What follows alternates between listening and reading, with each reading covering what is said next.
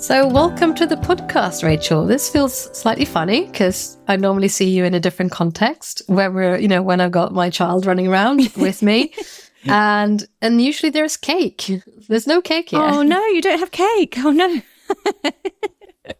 So we have to just do the best we can. But I'm really excited because this conversation about singing and what that does, partly for our sense of joy and how fun and playful it is, but partly also how regulating it can feel. I think it's going to be really exciting. I've never had a guest really talk specifically about the singing before, although I have had a pop princess, Harriet Starling, whose songs are also really pivotal for us in the Burn Bright program. So today you'll hear some snippets of Rachel singing and also a snippet of our Singing Mamas group, of hearing how beautiful it can be when people come together in harmonies, singing together. Perfectly imperfect. These are not professional singers. These are just mums like me and Rachel. So welcome to the podcast. I'm really excited to have you here. Thank you.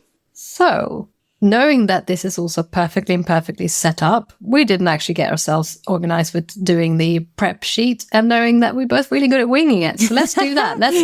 Let's think first about why Singing Mamas? Why are you a facilitator of Singing Mama groups? So this is a great question. This goes back to 2015 when my son was born, and I was really poorly after he was born. When he was about 3 months old, I was diagnosed with severe anxiety and depression, knew that I had it, wanted to get help, did get help and recovered.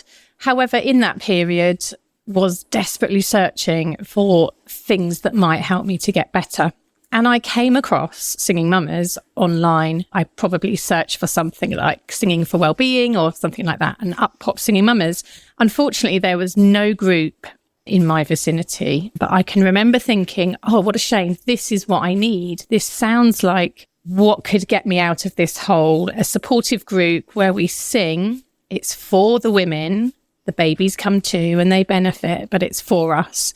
And I sort of just bookmarked it in my head and forgot about it for a few years. And then a couple of years back, I had another blip with my mental health, and suddenly Singing Mamas popped up in my head. And I thought, I've got to do this. I've got to train. I've got to set up a group. And so I went online and there was a training coming up, and the rest is history, really. That's why I did it. I felt like I needed to do it for me, but I also needed to bring a group like this to my hometown of Leighton Buzzard in Bedfordshire to help other people that might be going through the same struggles as I did. And that's beautiful how we can be so guided by, a path of pain into actually doing something really purposeful. Like, how can I give back to others? This has helped me. How do I make this happen? Sometimes the thing I'm looking for isn't here. How do I make it arrive here? It's remarkable, really. And that's exactly the stuff that I was drawn to when I saw your flyer for the first time in, my local coffee shop, of actually something for the mums. It wasn't just, here's another play group that's for the kids. 'Cause frankly, I couldn't be asked with another one of those. Yeah. This was my second child, and I'd kind of, for those of you who listen to the podcast and know my experience was quite challenging with my first, I'd given myself full-on permission to do things only that I wanted to do in the second mat leave, to go to things that I found enjoyable. So I did the baby massage because I like the person who runs that. She's my massage therapist. She puts a smile on my face. I went to baby yoga because I like yoga and I like the yoga teacher. Like, I just did that full permission to do things that prioritized me, knowing that if I'm well, the baby's needs would kind of slot in. They would follow along after. And going to Singing Mamas, that was exactly that. I was like, you know what? This advertising has got me. This is about me and not just about the kids. And I don't know if you remember when I came along the first time, I said that I can't sing. Yes, you did. I'm sure lots of people say that. I have a lot of people say, but I do remember you saying that to me. You were very worried and said, I'm not sure if I should be here, I think you said, because I can't sing. And I probably said, yes, you can. Yes, because something along those lines.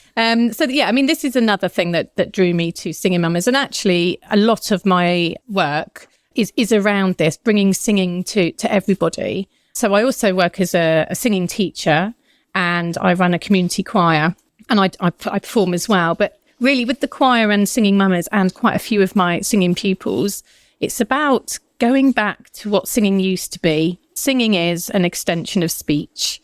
So that the phrase, if you can talk, you can sing, it's true. You may not be Beyonce or Whitney Houston, but you can sing. And I think in Western society, singing has become such a performance art now. If you think about programs like The X Factor, Pop Idol, it started with, isn't it, many moons ago, where you're either a good singer or you're sort of ridiculed and you're a bad singer. In my groups, there are no bad singers. We are all singers. And it's wonderful that people who have trained professionally come with people that, like you, once believed that you couldn't sing, and we make glorious music together. I think so many people have experienced a negative comment from a misinformed adult, usually in their past. It usually goes back to like primary school age, where they were told that they should mime, or that they couldn't be in the choir, or that they had to stand at the back. People remember these things years and years into the future and believe that they can't and that they shouldn't sing, that they're not allowed to sing. And I find it really distressing, because singing is for everybody. If you think about babies, they sing before they can talk. They coo and they explore their voices, and they are singing.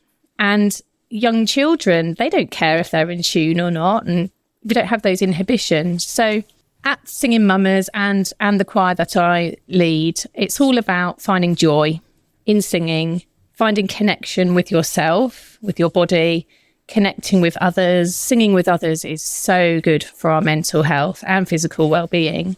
So I'm just going back to that, really, creating a space, a safe space where people feel that they are allowed to sing and that they have total permission to be who they want to be, to feel what they need to feel in that moment.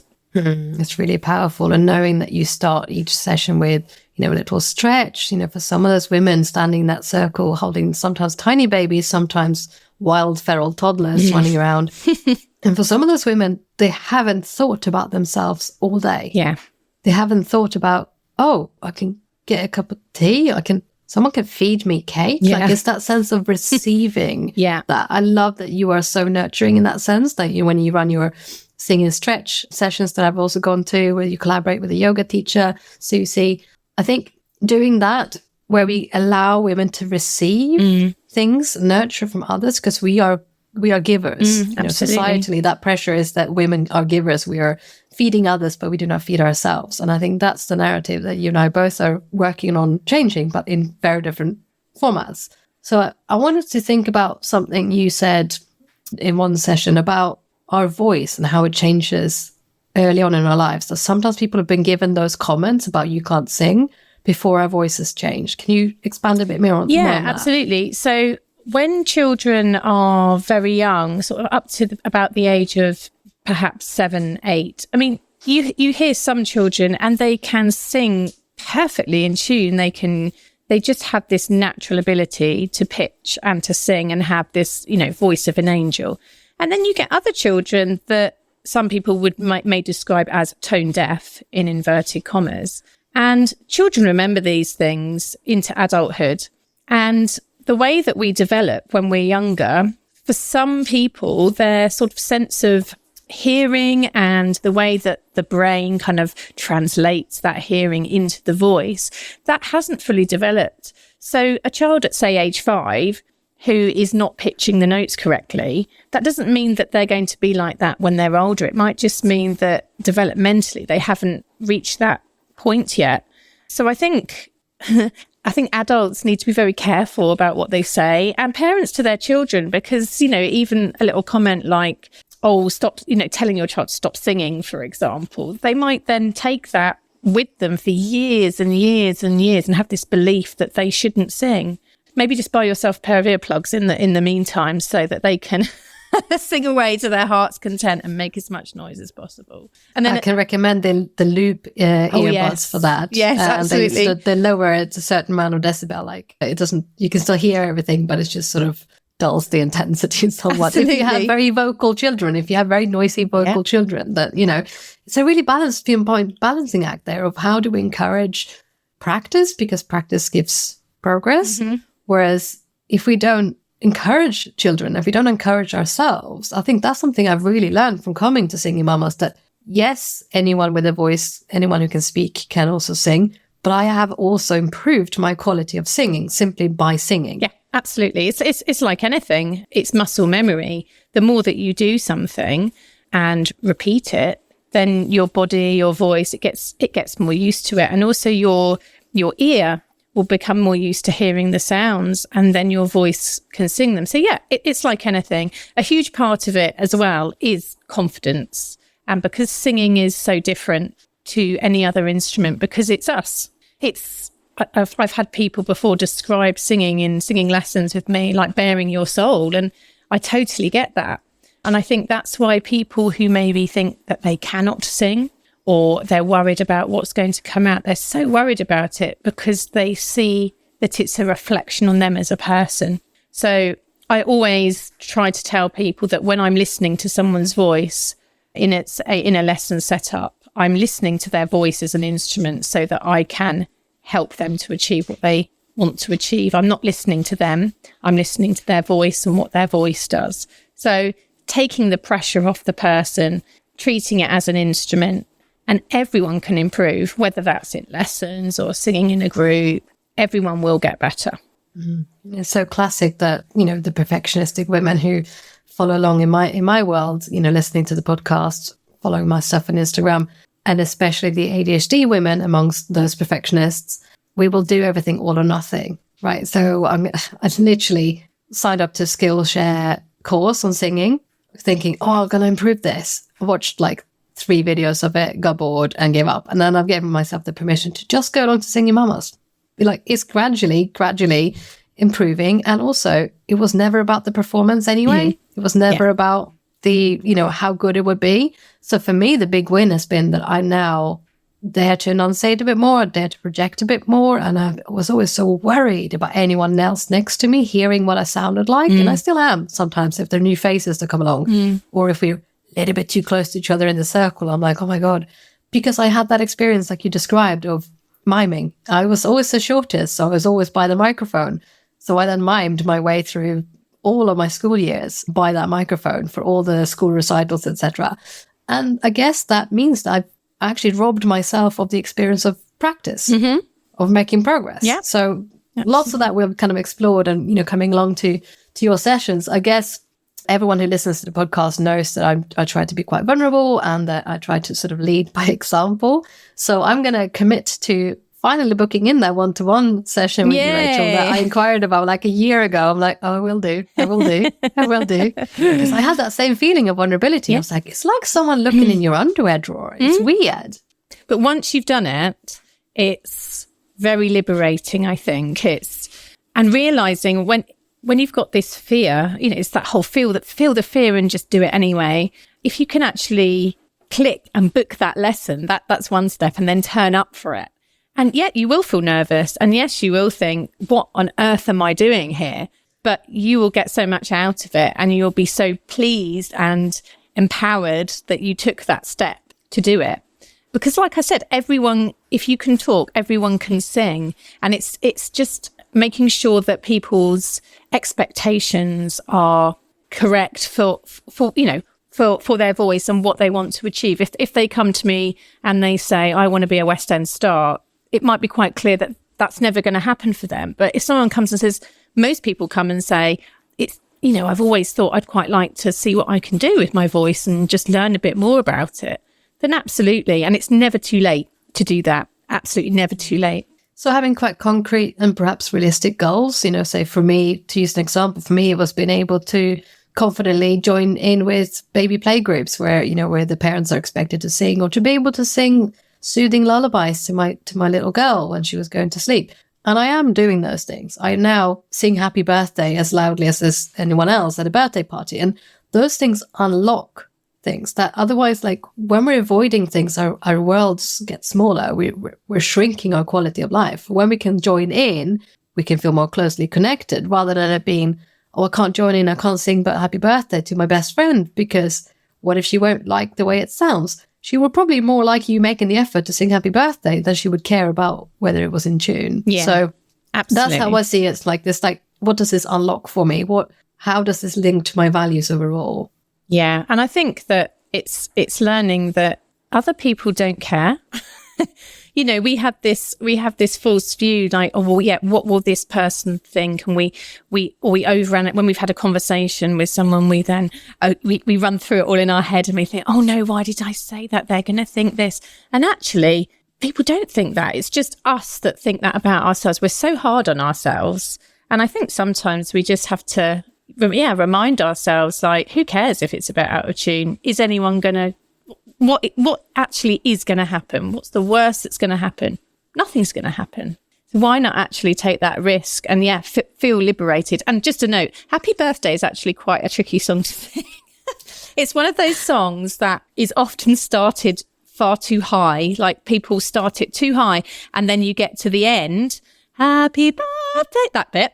And it's just way too high for anyone to sing. So the key is to start it nice and low in the voice. Wow.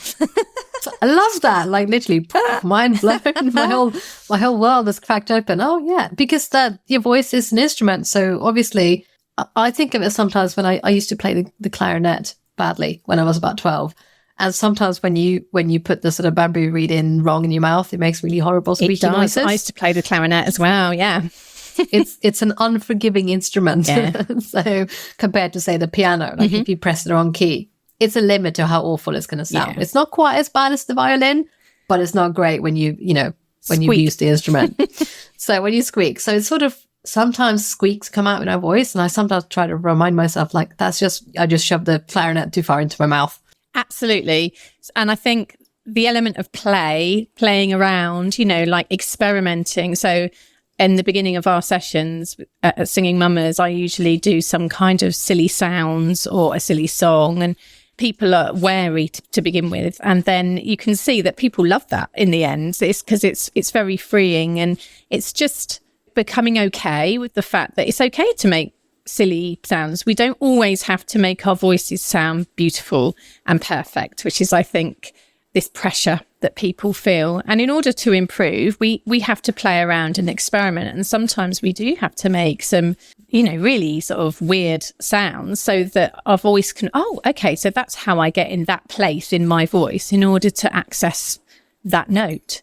So, yeah. Do you want to give some examples of some of the things we do for warm-ups? Great question, Michaela. Okay, I will. So some of the sounds, for example, that I would get my group to do, we just transition from speaking voice to singing voice. So this is sort of like the midway point, just so that people who maybe think they can't sing start thinking, okay, so this is the difference. So I do some things like, uh-oh, uh-oh, oh, no, ow, things like that. So very expressive words where you're exploring slightly higher, slightly lower pitches. Sometimes we do some funny sounds as well, like some witchy sounds,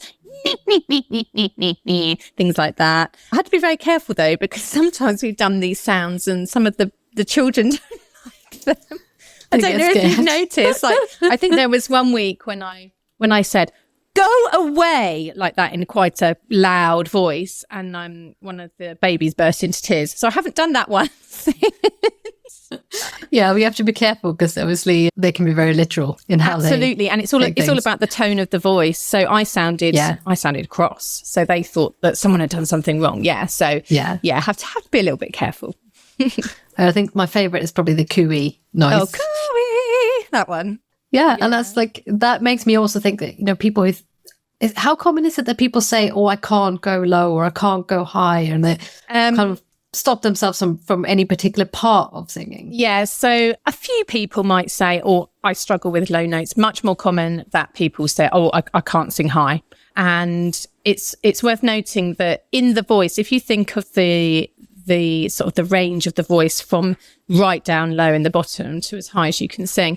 In the female voice, we have three main, what I call bridge areas, which are areas of transition, like changing gear in a car.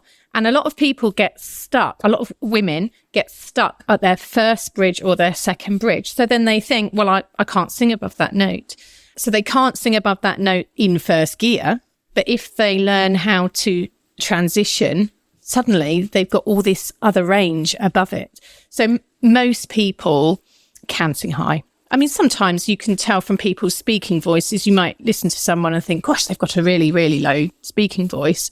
So that might be different. But the norm is that most women's voices can go high. It's just that people don't know how to access it. No, so it's about learning how to get into it. Absolutely. Yeah. And then once you've learned how to access it, strengthening it, and then balancing the range out so that it doesn't sound so different to the lower part of the voice. So you're really, really selling it now. Now I really want to book that one-to-one. So I'm like, oh, I want to do that. So yeah, that's the beautiful thing. If when we're doing what you just said about playing around with it, like experimenting and daring for it to sound weird or like squeaky until you kind of make your way into it. Yeah. And I think it's like you said about the personal reflection on us, that it's, if I play around and strumming on a guitar and hit the wrong chord, it's not the same as this is coming out of me. Yeah. So have you got any tips around that? Because around sort of sitting with this vulnerability of allowing your own instrument, that is your voice, to be used? I think it's giving yourself permission to play and to make mistakes. In my one-to-one lessons, I always say to people that it's a safe space and you have total permission to mess this up. Like, it doesn't matter. It's actually good. If your voice does weird things, I love that because I can really hear what it's doing and then I can help you to make it better. So I think people need to just learn to sit with that feeling of being a bit uncomfortable about using their voice in a certain way and then just trying it. Start small, maybe just play around with some sounds at home, that kind of thing. See what you can do. Feel a little bit silly, feel a little bit vulnerable. Doing it in a room with someone else, like when you come for your lesson, Michaela, you will feel that vulnerability, but you'll get such a sense of, there'll be a sense of fun and of play, and you will leave at the end you take away some things and you'll feel like, oh, that was so worthwhile because now I know what my voice is doing and how I can improve it. And it's funny, that thing about vulnerability, because if I think about how I'd want to do that first meeting, I almost feel like if I got to close my eyes, or if you turned around and you didn't look at me, somehow, because there's that sense of not being seen, it would feel less vulnerable. Yeah. So obviously I'm not going to do that because I will make myself be vulnerable. But sometimes we also think about, it's okay to have stepping stones into it. Yeah. Sometimes people do practice vulnerability with me where they like, well, I can't say it out loud to you, but I can send it in an email, or I can't speak out loud on a Zoom call, but I'll put it in the chat. Like, maybe there are ways in for people who feel like they want to take up a one-to-one singing lesson, but they're really worried about the singing coach hearing them. Like, can you give any concrete tips on what people could do to kind of like ease into that vulnerability? I mean, if people are feeling, I think once people meet me, well, hopefully I don't scare them off, but I think sometimes it's going into an unknown with someone. I mean, you've met me before, but a lot of people come for the first time and they've just found me online or heard about me. And then that first time they actually come into my space, I think that can be really hard. And once people have then met me, it's fine. People are like, oh, I feel much better now. So if people want to, I always offer, before people come to lesson, if people want to have a little chat on the phone about what they want to achieve, sometimes that can help, I think, because then you've actually had a little chat with the person first. And also, my lessons are always geared at the student's pace.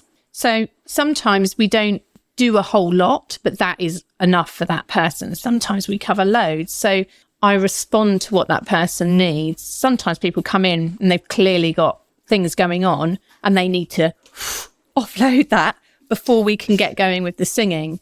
So yeah, singing lessons are that person's time to do singing. But if they don't want to sing in that week, if they want to just talk or do something else, then it's their time, really. And it's really interesting how this also links with, you being in the performing arts more broadly as well. We've been on stages. So I guess it's sort of that playing around with your voice, giving yourself that permission, but also playing around with drama, acting, musicals. Can you talk about that a bit more? How you got into that as well as singing, teaching? I've always been a bit of a performer, Michaela. You can ask my parents. I've always loved being on a stage, like dressing up, getting into character. Did it a lot at school, loved it. Then sort of got out of it. I kept doing it sort of in my early 20s and then life got in the way and other things, started working and teaching and auditioning in London, and sort of then decided that actually maybe I didn't want a professional career in just performing. The whole perfectionist thing with me, I would have found it very, very hard, with the not knowing where you are one day to the next, not knowing where you're going to be working. So I sort of went down the route of teaching and doing a little bit of performing on the side, which suits me a lot better. Then got married and had children. And then over the last few years, sort of post-COVID, I've got back into doing some performances with some local groups. And I didn't realise how much I'd missed it, and how much, like, basically that is what I love the most out of all of what I do. I still don't think I'd want to do it all the time as a job. I'd miss all the other bits. But yeah, performing with others, whether it's singing in a choir or rehearsing for a show, which is what I'm doing at the moment, and having that collective effort, and you meet new people, and it is my time. This is because my work is my music, which I love, but I go and someone else tells me what to do for a change, which is just wonderful. And the fact that then when you get to performance week, you get to dress up and pretend to be someone else who's totally different to you. It's absolutely great fun. There's nothing like it, really. Yeah, and it's that permission again to kind of do things that light you up. Even your face changed when you talked about it. So that kind of ties back into purpose, that, this is my life's work. This is my life's fun. And for some of us, we're blessed enough that they align, that what we think is fun and purposeful actually becomes our work. Yeah. So it's beautiful that we do that, but then kind of doing that very consciously as well, because just being in the performance arts where you kind of hustling on stages, I've had friends who performed in Hamilton. They are long nights. Oh yeah. Like the work-life balance is not a thing for people who have those kind of lives. So I get it. We've got a family of young children as well. So we've talked about a lot of different things. And again, now I feel like time is right for me to book that one-to-one lesson for the singing. But let's also think about what we sing, because it's not just we go and sing like whatever. You very carefully curate the songs that you bring to Singing Mamas. Talk us through a bit of how you choose them and what's the meaning of the songs you choose. Yes. So, well, this is a big can of worms. How do I choose these songs? Most of the songs that I choose are very poignant, I would say, to the group. So people who come to Singing Mamas come for a variety of different reasons. Some people come because they want to sing and they can't yet go out in the evening, so they find the group where they can bring their children along. Amazing. Some people come because they're having a difficult time and they like singing, but they sort of want to maybe meet some new friends. Some people like cake, and that's why they come. So trying to find some songs that connect with every person, that everyone in that room will in some way go, oh yeah, this means something to me. They're all very, very simple. They're all very repetitive. So we might just do a chorus from a song. We don't use any words. We don't use any music, no backing tracks. So this is going back to the oral tradition of singing, where communities would gather and they would share songs, and then these songs would get passed down. And in some communities, especially in other countries, if you think like South Africa, for example, this still happens a lot, and they use singing for celebrations and to mark certain events. In our country, it doesn't really exist so much anymore. So part of Singing Mama's aim is to bring that back, to create song sharing communities where the women that come sing the songs that I choose or bring to the table, and they can then take something away from it. So some of the songs have positive affirmations in them. Some of the songs have some really tricky words to actually sing. We do one called You Are Enough, and this was written by the wonderful Kirsty Orr, who I did my training with. And the words are just, you are enough, enough is who you are. Then you repeat that, and then you sing, I am enough, enough is who I am.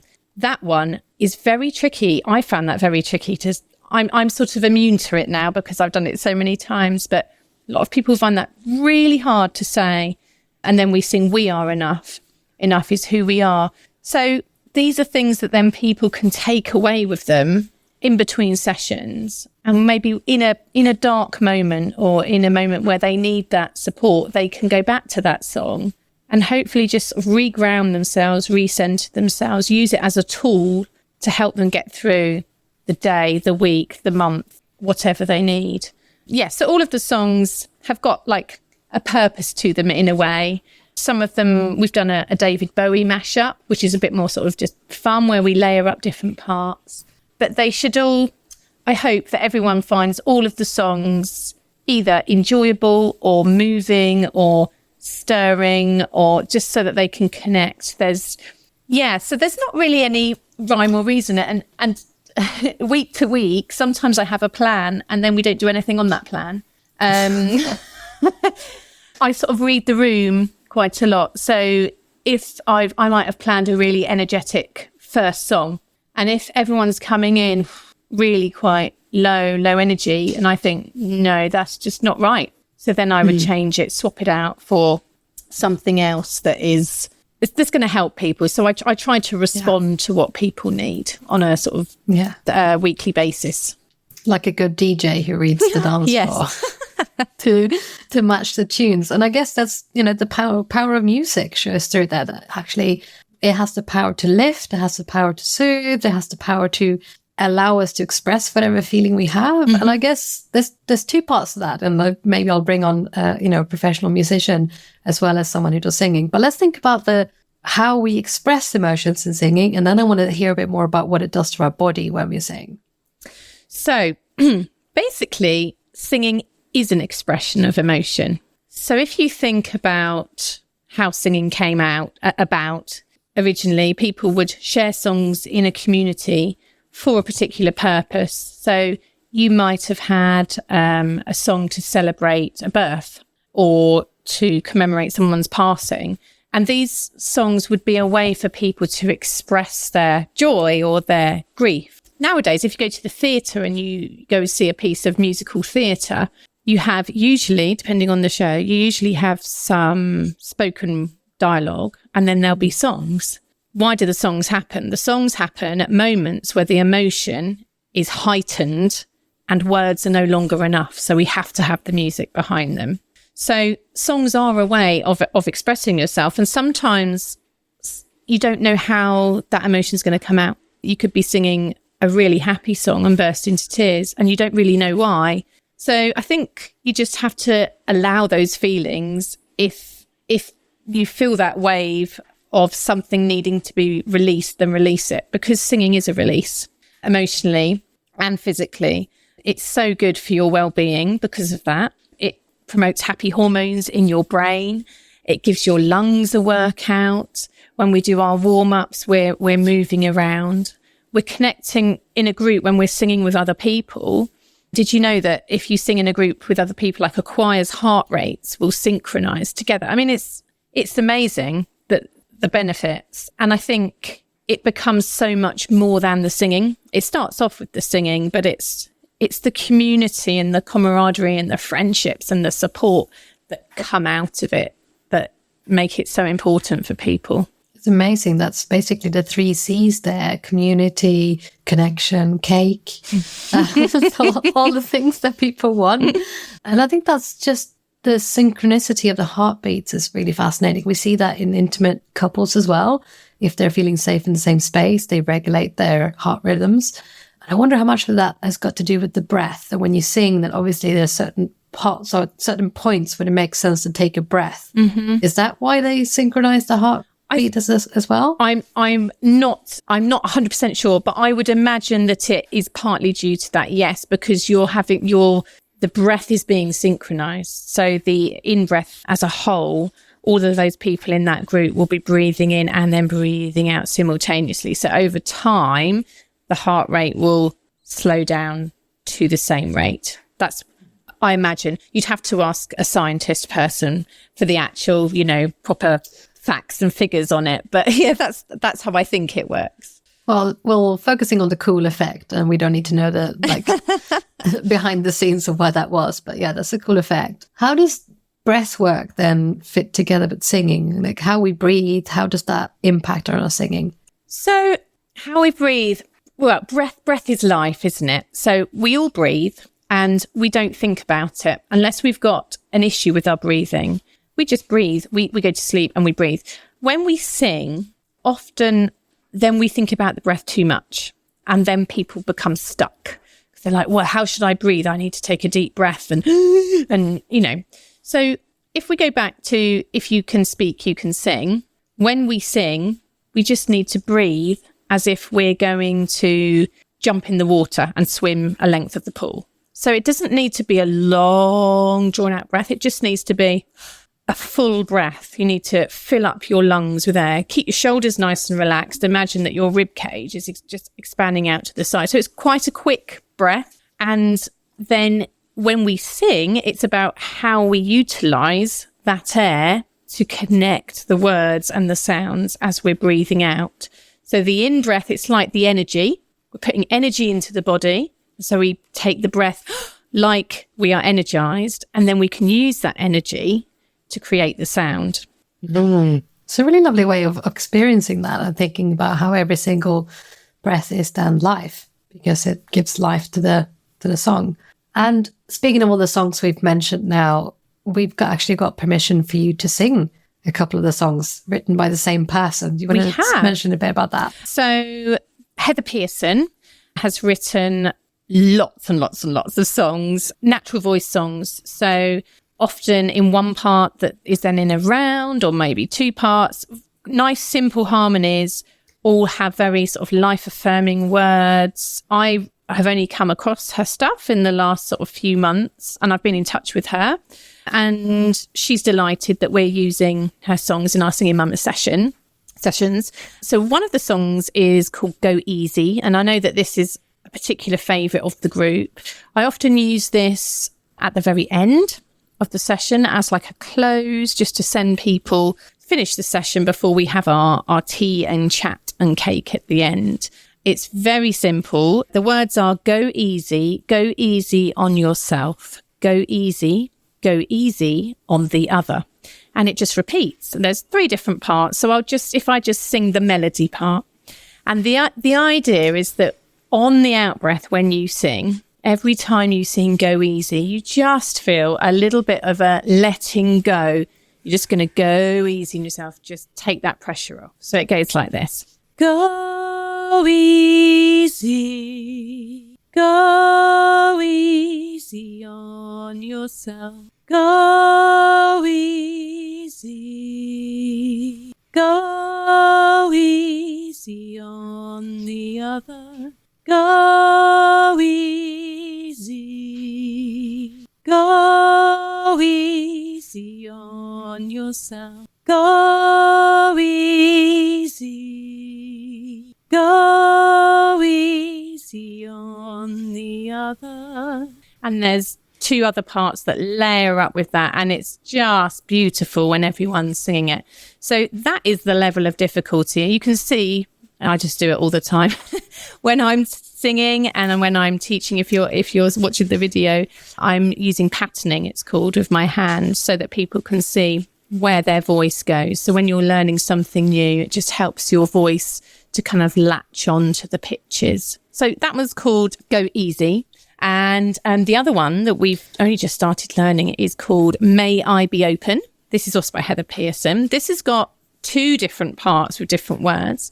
And the first part goes, may I be open to things as they are right now, because this is how things are right now. May I be open to things as they are right now, because this is how things are right now. So it's all about accepting things that we cannot change and just going with it. And then we have a second part on top of that, which goes, remember the breath, remember the body, remember the goodness that you carry. Remember the breath, remember the body, remember the goodness that you carry. You put those 2 parts together and it's just wonderful. And it's in those messages, even if it's sort of almost subliminal that we keep repeating that. If you come to a session once a week in the midst and the chaos of all the raising children, etc., and just for a bit, you say, actually, it's okay to go easy on myself. Okay? It's okay to be kind to myself. It's okay to accept whatever is hard at the moment, your journey of, the mental health difficulties, anxiety, low mood, maybe absolute torturous sleep deprivation. We don't have to say, I like this in order to accept it. We're just accepting that this is how I'm feeling at the moment. Can also take that first step towards, well, what do I do there that's going to be helpful and not harmful to myself? And being hard on myself is never, in the history of the world, has never helped anyone with sleep deprivation. Oh, no. I'm willing to put that out there, that if being hard on yourself was going to work, it would have worked by now. So actually go and ease on yourself. It might unlock doors. It might help you to reach out for support and offer that piece of cake from someone, offer that, and accept that offer of a hug from someone at a Singing Mamas group. And we've had some tears. We've had people who've, when they've mentioned how they've been doing this week, have become emotional. And it's just a safe space in that circle. So thank you so much for singing these 2 songs. And those of you who've been through my Burn Bright program actually know, and this is just in my inner circle, I don't do this with anyone else, know that I have started singing in some of my visualizations. And that's all thanks to Rachel. It's all thanks to going to Singing Mamas and daring to find my voice. No, it doesn't sound like hers, and it doesn't have to. If you're listening to this, you're thinking, wow, it's easy for her to say because she can clearly sing and she's like performing in shows and whatnot. That's not the point. So any final reassuring or supportive words you want to say about that to anyone who's now just sat and compared their voice to yours? I would say just remember that we are all unique and our voice is a part of who we are. And especially those people that are listening with babies, sing to your babies, sing to your children, even if you believe that you cannot sing. You can sing. I'm telling you that now. But your child will love to hear you sing. Even if in your mind, you're not hitting the right notes, it does not matter. The most important thing is that they are hearing your voice, because that's what they heard for 9 months when they were growing. And you've got that bond with them. So to sing to your baby, in tune, not in tune, whatever, do it. And it's deeply regulating, not just for them, but also for you. I used to play around with humming breaths and things like that, because obviously learning that from the prenatal yoga, but taking it a step further now, I know that actually when I sing, it means that I'm slowing down my breathing and having especially a very small child close to your chest. When you're singing, the vibrations are soothing for them as well. So yeah, it's and it goes back and forth. It's Absolutely. Kind of a bi-directional relationship there. And that's the reason why we do this universally around the globe, regardless of cultures, socioeconomic status. Everyone in humanity has this capacity to sing. Absolutely. And it doesn't need to be children's songs. It doesn't need to be Humpty Dumpty, Twinkle, Twinkle, Little Star. It can be Phil Collins, if that's your cup of tea. It can be anything you want to sing. And I'd recommend that it's something that you like to sing, because then, like you've said, Michaela, then you're getting the benefit as well. That's the thing with our groups, that they're for women, they're for the mums, but the children and the babies that come, my goodness, do they benefit from it? They sing the songs, they look absolutely delighted at the sounds. And the most amazing thing is the look on their faces when they look up at their mums, like with this awe and wonder on their face of, wow, look at what you're doing, mum. And I think it's so important to show children that we are people. I'm Rachel. I am also a mum to 2 beautiful children. But to a lot of baby groups, that's who I am, your mum. They don't know your name. And Singing Mamas, we know everybody's names. The children are there as a secondary thing, and we love and nurture them as well. But it's about you, and it's about us taking care of you for a change. And like you said, us making you a cup of tea and wrapping you up, giving you a hug, putting that piece of cake in your hand.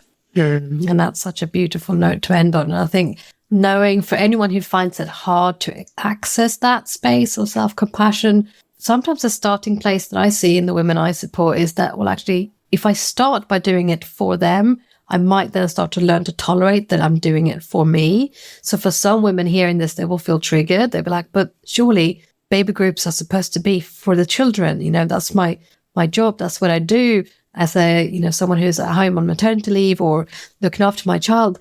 And actually, we really need to change that narrative, because it's so much easier to be the version of you want to be as a mum if you've also looked after yourself. Like, to top yourself up, then it's a lot easier to be the version of you want to be. So Absolutely. yeah, it's not you instead of your child, it's you and them. Yeah, absolutely. Because that's, like you said, the benefit of what your child takes away from this. And I think for me, if I ever would get hooked by this thought, that I don't do anymore, but back in the day I would have.